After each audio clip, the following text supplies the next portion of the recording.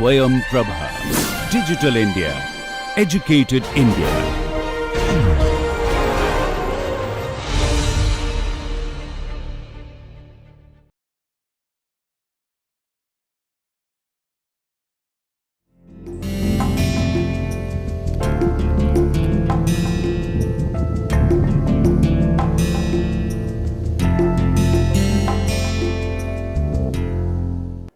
Hello everyone, in this lecture we'll be solving some problems, practical problems for aircraft. A servo will be starting with a servo system, which is a very essential tool for an aircraft to achieve and maintain a desired output, typically with the purpose of controlling the position, speed and other mechanical systems. So let me write servo system. A servo system is a control system that uses feedback to achieve and maintain a desired output, typically with the purpose of controlling the position, speed, and other mechanical system. There are some common uses of servo system.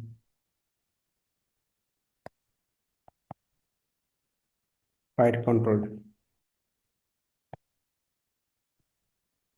surfaces. Servo systems are employed to control the movements of aileron, elevators, radars. These control surfaces are crucial for the aircraft roll, pitch, and yaw motions. And servo actuators help in precisely adjusting their positions based on pilot input and flight conditions. Second, autopilot systems. So under this heading, hold, and attitude hold, servo actuators are integrated into autopilot systems to maintain a specific heading or altitude. The autopilot receives inputs from the various sensors and adjusts the control surfaces through servo mechanisms to keep the aircraft on a predefined course or at a specific altitude. Also used for throttle control.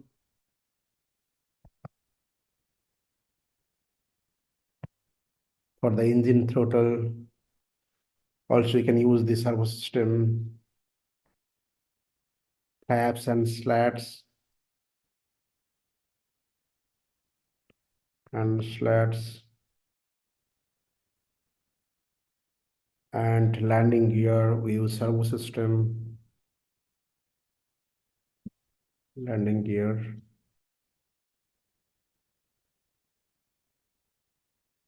For stability augmentation system, stability augmentation system, brake systems. So these are the area we use very often. The servo system, very useful mechanical device which gives the desired controlling output. Now we'll be solving one problem on the servo system. First, let me design the control system block, how servo control system generally employ for aircraft applications. Suppose we have step command R of S to the servo system, and we have another summing point here.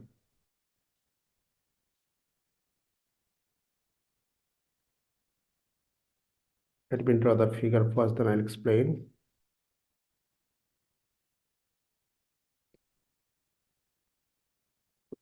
K by Js plus B, and we have a indicator here, 1 upon S, and the output is the position of the shaft. And here we are having negative feedback.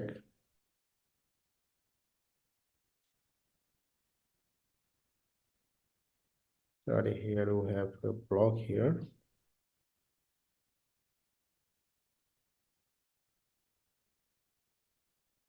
Which is KH, and we have outer loop,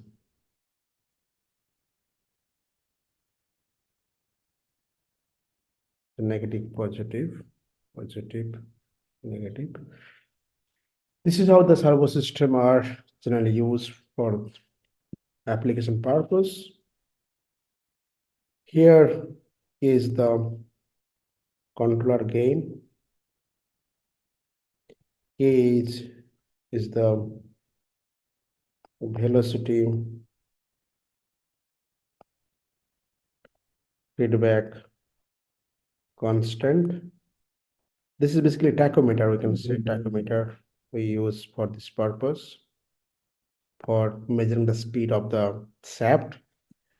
And J is rotational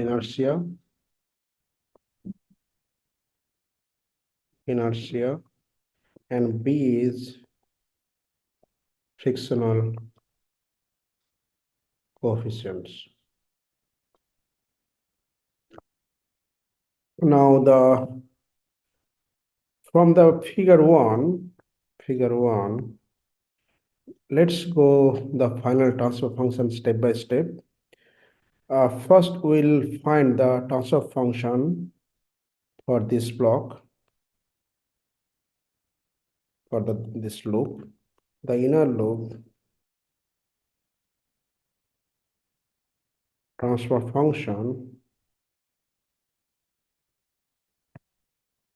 We can have GP of S, GC of S, 1 plus GP of S, GC of S, H of S, because here Hs is Kh, basically we are having Hs, the transfer function for the Hs, here the H is not unity. So from this, we can, if we substitute the terms, we can write K upon Js plus B divided by 1 plus A Js plus B into KH. So here the GC is actually, we can assume 1 here because they are only plant, we can say.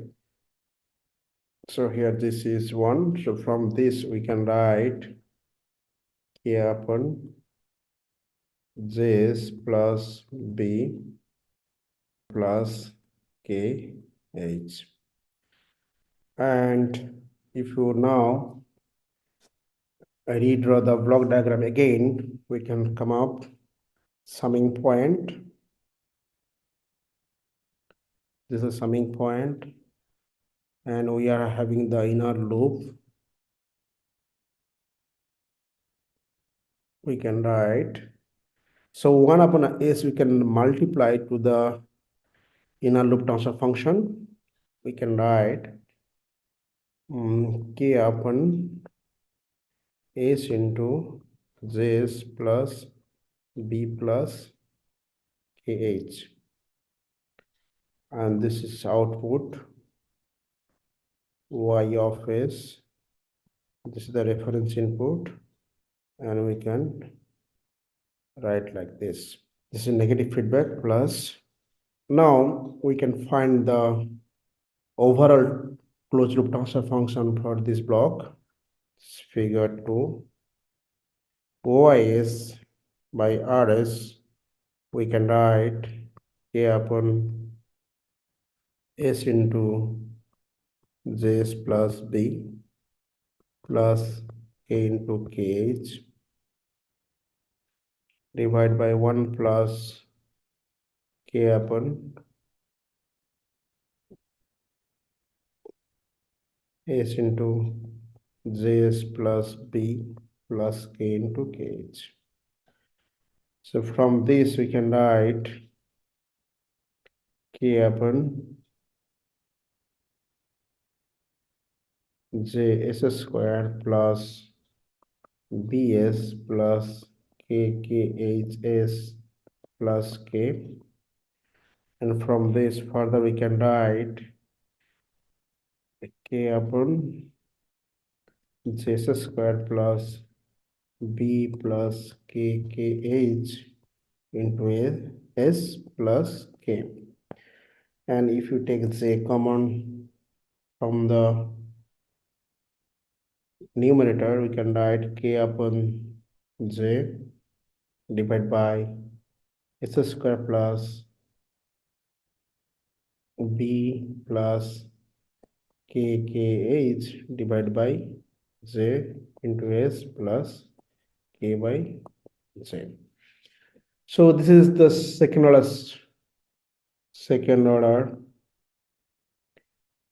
closed loop transfer function. Now, if you compare this equation, let me define this equation number 1. If you compare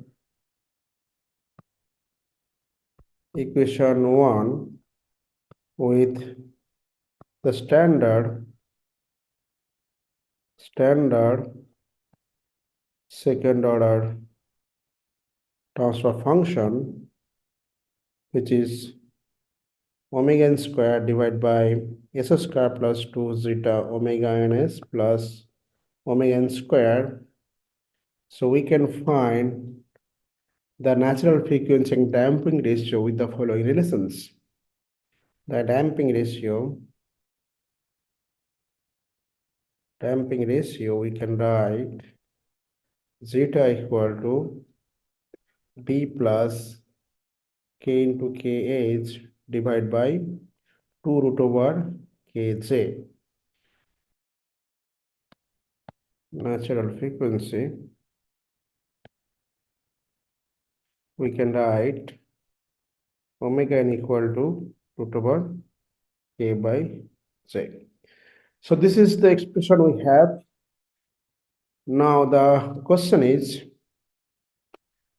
determine the values of K and KH so that the maximum overshoot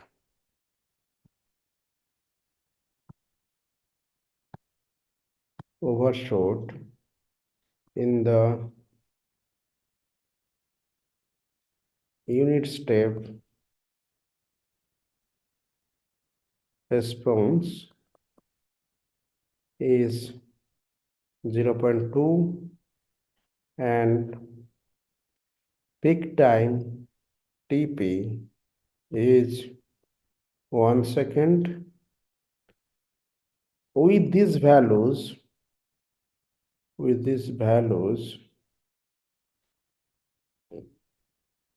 obtain the rise time TR and settling time TS. So here you can assume J equal to 1 kg meter square inertia and B is 1 Newton meter radian per second. So these are the values are given. So we need to find first K and H, then we have to find rise time and settling time. So let's go to solution. First we'll determine K and KH. This is we have to first determine. The maximum overshoot is given by, as you have done before, the maximum overshoot, we know MP equal to e to the power minus zeta root over 1 minus zeta square into pi. And this is the value is given 0.2. So this is basically equal to 0.2. And from this we can write pi divided by 1 minus zeta square equal to 1.61. And from this zeta we can come up 0.456. So this is underdamped system. Quite confident because the damping ratio, if it is varies from 0 to 1, then it is underdamped system. Now we'll find the omega n. The peak time is given. The peak time Tp is 1 second. So we can write Tp equal to, you know, the expression pi by omega d. And from this omega d, we are having 3.14 radian per second. And we can write omega n equal to omega d divided by root over 1 minus zeta square, because we know omega d equal to omega n root over 1 minus zeta square. This expression we know. And if you substitute these values, this omega d and zeta here, so the value yields to be 3.59. Now we'll find natural frequency as we have done. This is the natural frequency we have. Now we can find the value of k, because this parameter we know j is given in the solution problem. Omega n we found, so k we can find from this expression. So from the relation,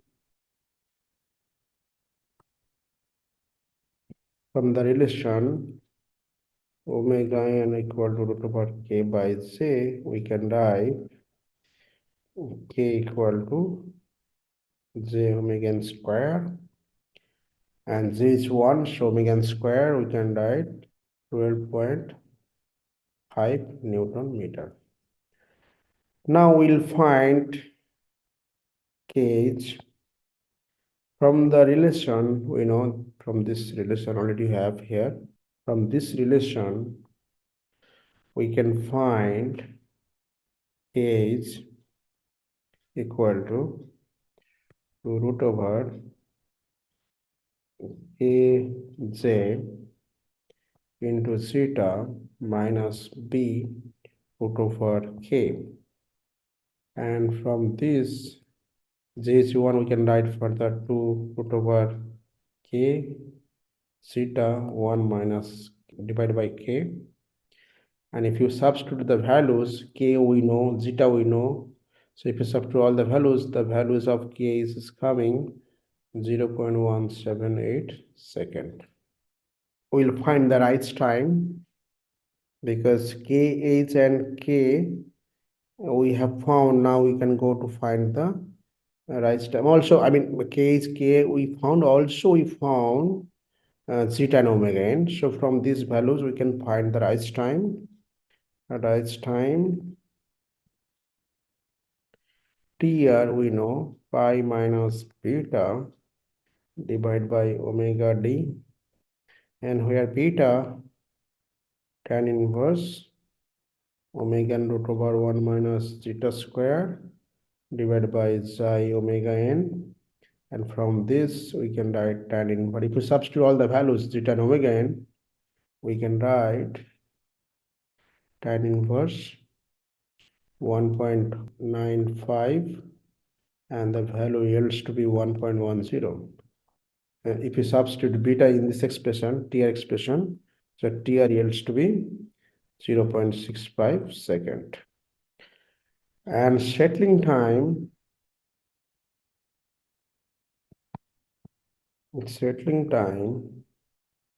TS for 2% criteria, we can write TR equal to this approximate value we can write 4 by, so we can write for 2% criteria of 4.4 instead of 4, that is the actual things we have discussed before, 4.4 divided by zeta omega n. 4.4 divided by zeta is 0.456 into 3.59 and the values comes out to be 2.68. So this is the rise time. So as per the problems, we have given all the solution. We have found TR, TS, K and KH. And this is how the system, if you have servo system, we can solve the different parameters, how the system evolves. And if you see graphically, we can see, if you understand the graphically,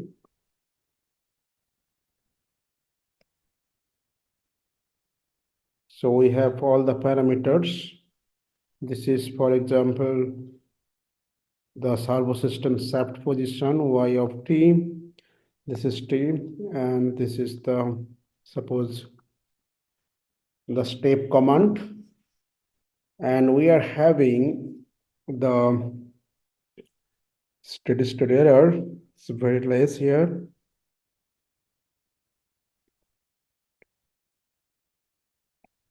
So here, this is the steady state, TS settling time. Settling time for our case, this is 2.68 second. And the rise time, we can say, this is the rise time TR, which is equal to 0.65 second. And peak time is 1 second.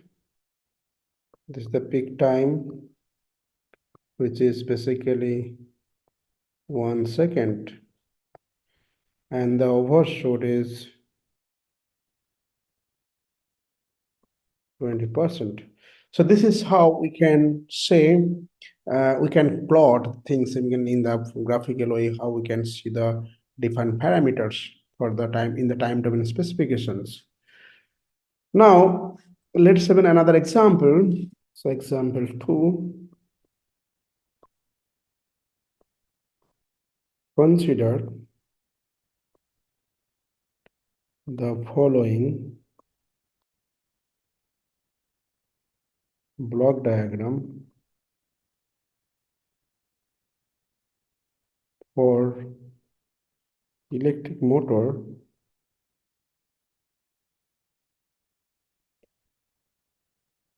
position control problem. This is also part of the servo system, very important part for the aircraft applications. So we are having summing point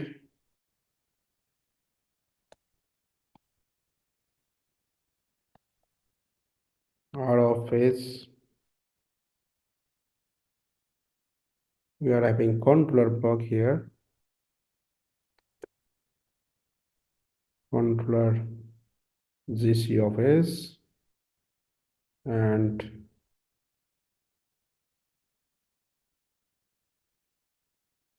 plant GP of S, and we are having the sensor in the feedback H of S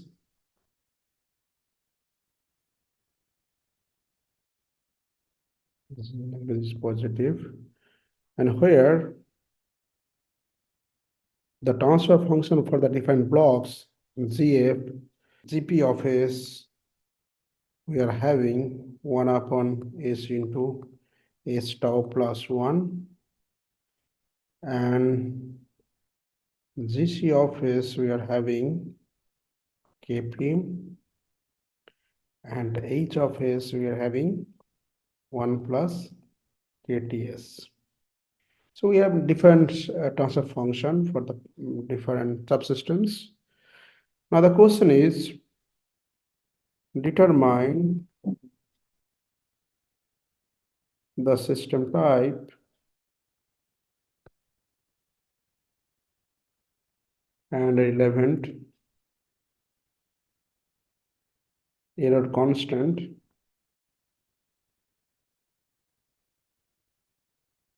with respect to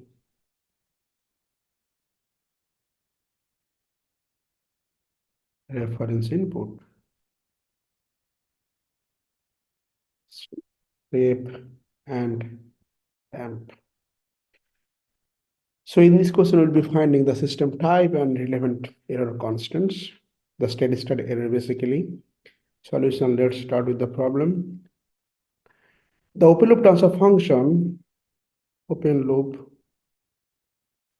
transfer function, we can write G naught of S equal to, as I said before, that the total gain in the loop. So we can write GP of S, GC of S, and H of S.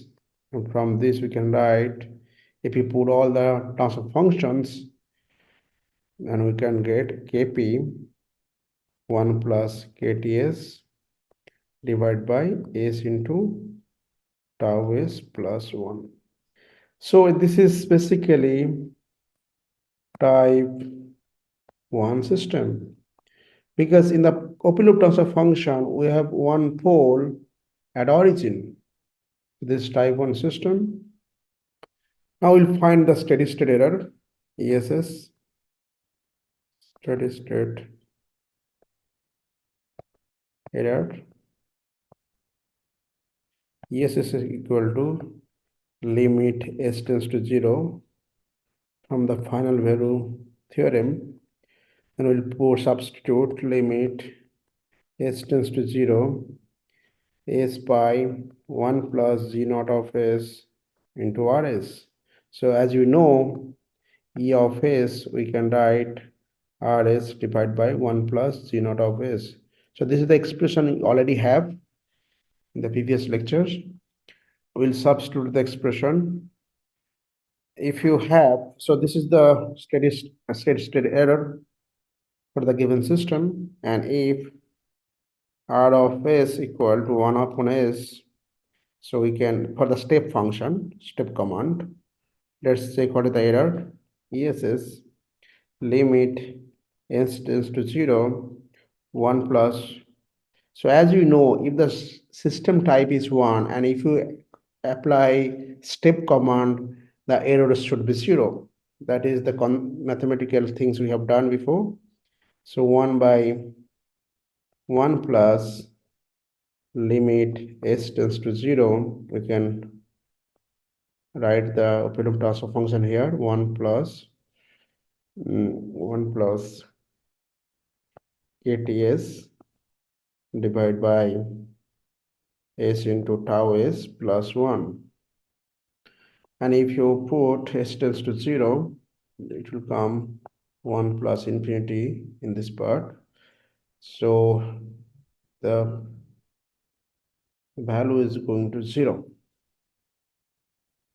Now we'll check for the ramp input. So the ramp input, it is obvious there should be non-zero steady state error because the type is 1, and if you apply step in ramp function, then the steady state error should come with some non-zero value. Let's check it. R of S equal to 1 upon S square, and ESS equal to 1 upon limit s tends to 0, kp 1 plus kts divided by tau s plus 1.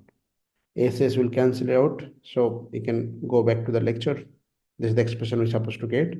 So here, if you substitute value kt equal to 0, we are getting 1 upon kp. So this is the non-zero steady state error. And this is how we can solve the problems. If you are having given system, how we can design control algorithms so that we can come up with our desired time domain specification and also the steady state specification. So let's conclude here in this lecture for this time domain specifications and how we can see the example that we have also discussed here. And from next lecture, we'll be going to some stability analysis technique and how we can find the gains or controller gains through some other technique. Thank you very much.